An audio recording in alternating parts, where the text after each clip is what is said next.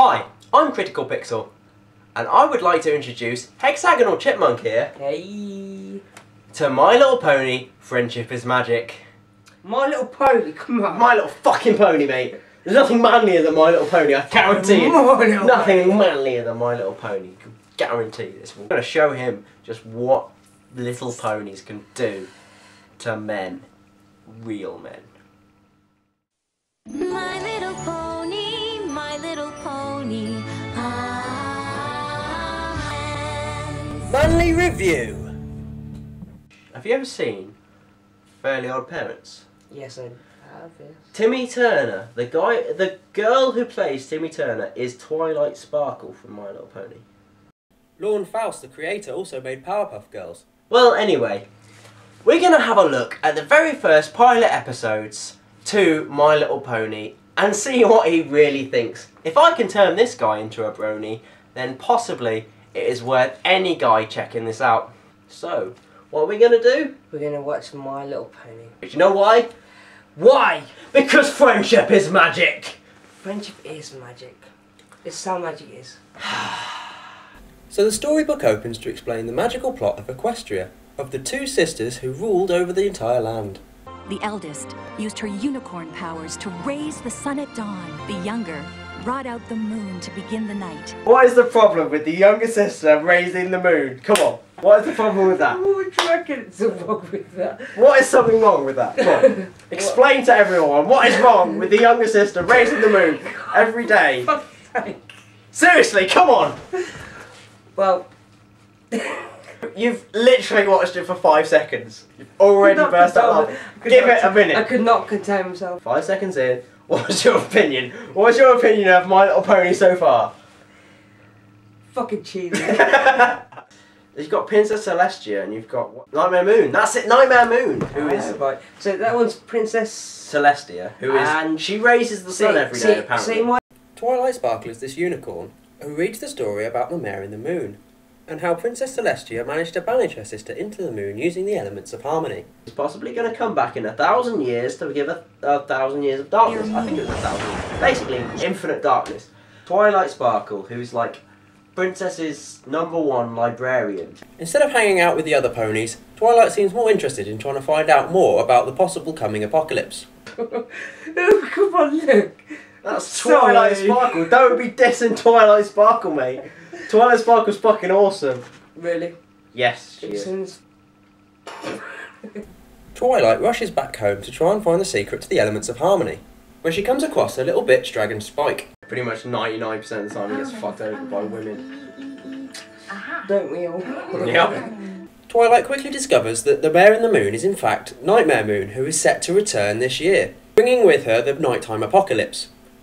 And also she discovers that Spike's awful at spelling. Threshold. Sorry, girls. So, which one would you do? Which one? We'll get to that. So, sex with My Little Ponies. Twilight attempts to warn Princess Celestia of the situation by sending her a letter through Dragon Fax. But much like global warming, the leader of the land decides to completely ignore this fact, and sends Twilight off to do some busy work to try and get rid of her. So I'm sending you to supervise the preparations for the summer sun celebration in this year's location, Ponyville. The princess also mentions that Twilight should stop being such a nerd and get out and make some friends. I suppose Twilight isn't a Pegasus, she doesn't have wings. Spike doesn't have wings either, she's a dragon, so they have to be like carried over on that carriage basically, because they don't have wings, so they've got to get to Ponyville. That's where they're going to Ponyville. To fucking Ponyville. They're going to Ponyville. Where's Ponyville? And it's in Equestria, alright? It's in Equestria. It's in fucking Equestria. And Equestria is the whole land. Ponyville is like the little village that they're in. Canterlot is like the capital. What is wrong with Ponyville? It's fucking called Ponyville for a start. There's nothing manlier than Ponyville. I come from Ponyville. I come from Ponyville! What is it? Exactly, but I'm manlier. So Twilight goes to check on the preparations for the sun celebration, and meets up with 5 convenient characters. The one-dimensional southerner apple-loving Applejack, the 20% cooler super-fast Rainbow Dash, the stylish and attractive to dragons Rarity, the loud, proud and outspoken Fluttershy, and the possibly criminally insane Pinkie Pie. Wasn't she wonderful? Spike, okay, I've got to admit, the older Spike Rarity relationship is a little bit interspecies. Since the preparations for the celebration seem to all be in order, and no one seems to give a fuck about all the warnings Twilight's been giving people, all Twilight can do is sit back and wait for the celebration to happen. And possibly go catastrophically wrong. I hope it really is just an old ponytail. There's going to be 1,000 years of darkness if the prophecy comes true. But as the celebration starts, it turns out that Princess Celestia is missing, and it looks like the prophecy is coming true after all. But before Twilight can say I told you so, Nightmare Moon appears. This can't be good. Remember this day, little ponies. The night will last forever. So on to episode 2. Nightmare Moon, after announcing herself, swiftly makes an exit, leaving the startled ponies to work out just what the fuck has happened. Twilight finally has the opportunity to look up the elements of harmony which can be used to defeat Nightmare Moon.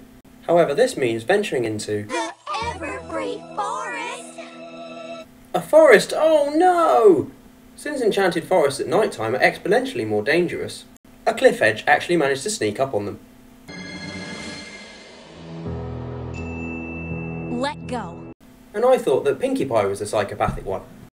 But it all turns out okay as the Pegasus ponies manage to catch Twilight before she hits the ground. After narrowly escaping falling to their death, they come across a manticore. Manticore! A mythical creature that's half lion, half manticore. In order to get past this beast, they decide to feed it Fluttershy.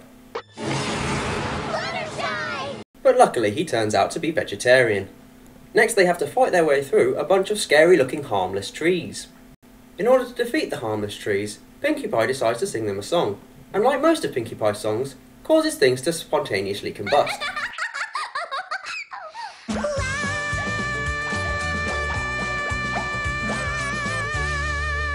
Not very dangerous situation 3 dealt with, we're on to incredibly camp situation number 4. Asked me and tore half of my beloved mustache clean off. Now it's Rarity's turn to sort out the situation, and she does so by making the ultimate sacrifice by cutting off her tail and using it to restore the mustache, which when fixed, looks completely uneven and worse than it was originally. The now calmed metrosexual sea serpent allows them to pass the river and continue on their quest. The final test is for Rainbow Dash, who has to help fix the bridge so they can continue on. But before she can do this, she comes across the Shadow Bolts, who tell her to leave her friends behind and join them. Join me, and I will complete your training. Thank you for the offer, I mean. But I'll never join you. So Rainbow Dash rejoins her friends and they find the deserted castle that contains the elements of harmony. However, this doesn't last long as Nightmare Moon magics all the elements away and Twilight gets separated from the group. Twilight and Nightmare Moon then have an epic showdown, which leads to all the elements of harmony getting smashed to pieces. And all hope for the little pony seems lost. However, it turns out all is not lost, as it conveniently, the elements of harmony actually exist within each of the characters of the My Little Ponies. sixth element, the element of magic. The elements of magic. Because friendship is magic. Yeah! Come on! Take a super magic rainbow friendship laser to the face! Yeah! The elements of harmony come together as Princess Celestia is freed from wherever the hell she was being held. Nightmare Moon is defeated as she turns back into Princess Luna.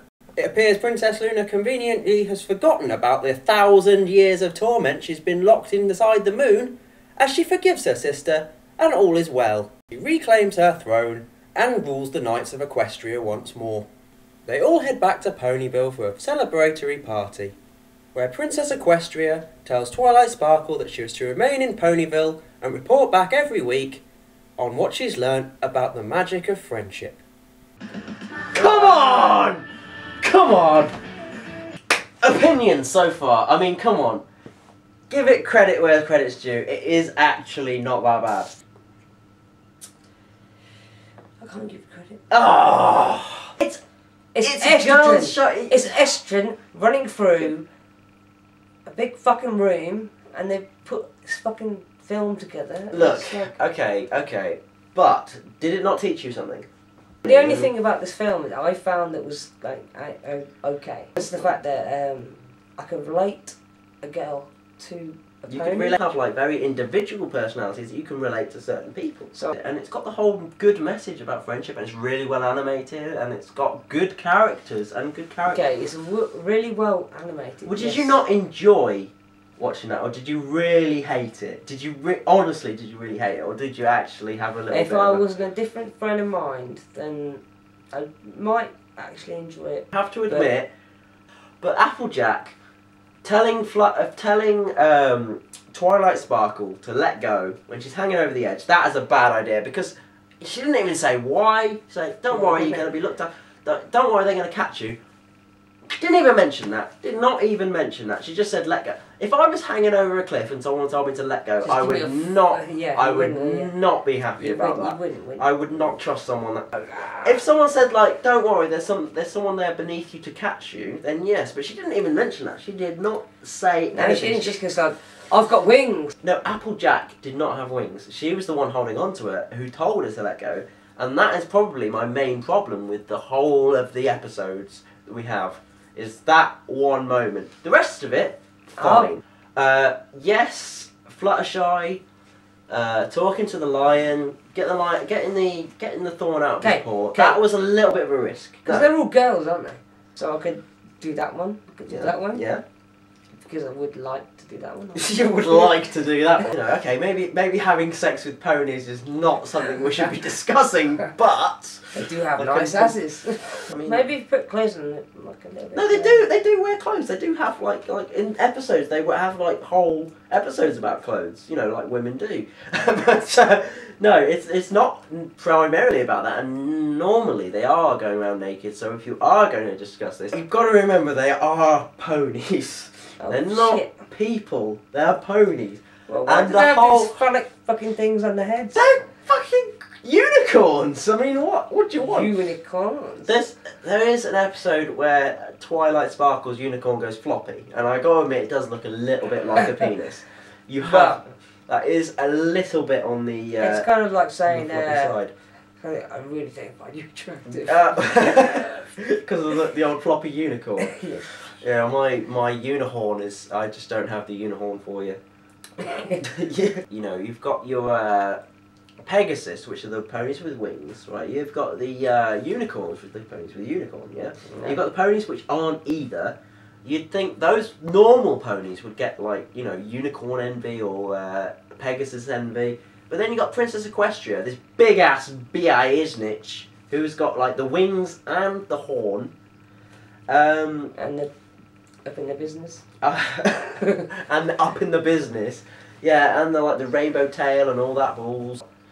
Bronies out there, we love you. I respect bronies, apparently. That's what they're called. So bronies, I respect you, but I can't see it. You can't see it.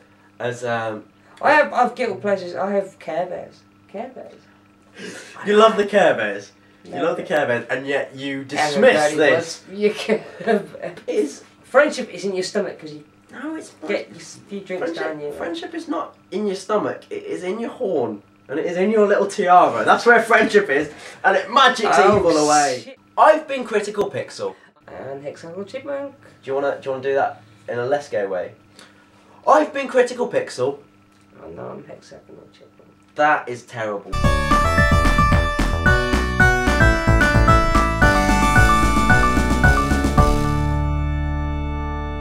I loved it really.